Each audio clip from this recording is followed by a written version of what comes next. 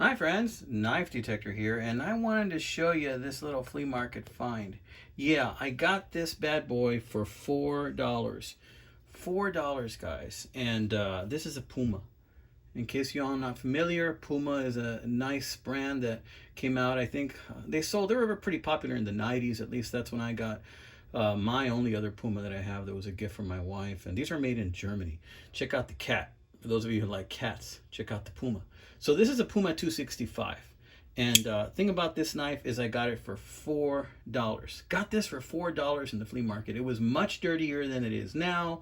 It was dull. The blade had some issues. I tried to correct them as best as I could. It had a big stain right here, and this was kind of black, and I polished that out. And after I polished it out, I noticed that somebody had kind of loved this knife so much they carved their initials in it. I think it said something like Wade or Wayne, Sojak or something like that. I can't really make it out, but notice how there's copper underneath. So this is kind of like I don't know if this is a titanium or of an aluminum coating, and then there's copper underneath that. That's how badly this was corroded, okay? But aside from that, it's still a very functional knife. It does lock in place just fine. It locks in place pretty good. This is a lock back design, and these Pumas have a serial number, kind of like for authenticity purposes, right there on the lever, on the spring right there. And this is 15181. Interesting.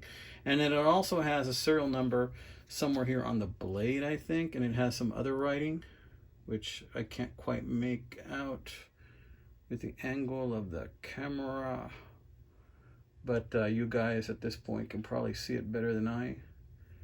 It says Puma 265 stainless, Germany, right? So in any case, I wanted to show you this, right? And this has had a lot of use. Somebody really used the heck out of this thing. I mean, they really did. The blade, of course, used to be a little bit wider. It has been sharpened. I put an edge on it because it really didn't have one. It has this high impact plastic, but it's been used so much that, well, let me just show you. Let's just show you. It's pretty drop shutty, right? It's pretty drop shutty to the point where if you wanted to, you could open it like this. No problem. You want to close it? No problem. You press this, invert it, closes. You want to open it? No problem.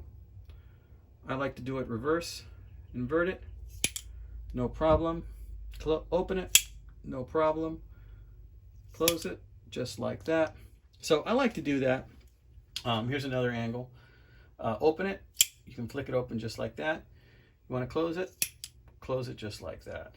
So that's a nice thing about this knife. You can use it one-handed if you so choose to, and it does lock in place. Now, a problem I've seen with this type of knife before is that happens so well that eventually the spring that's inside tends to give sometimes, and then the spring will not, the lockback design will not function. But on this one, the lockback design seems to function pretty good. It will not lose, will not come loose no matter what. So that's pretty good. But the fact that it's so drop shutty, you know, just pretty much just tells me that the tang here has gotten so much use in it because the person that owned this thing before me really used this thing so much that the tang is just so worn, and possibly the tip of the spring there is so worn that it doesn't have much friction anymore. So because of that, you know, you can do that, which is pretty cool. You can use it kind of like a switchblade.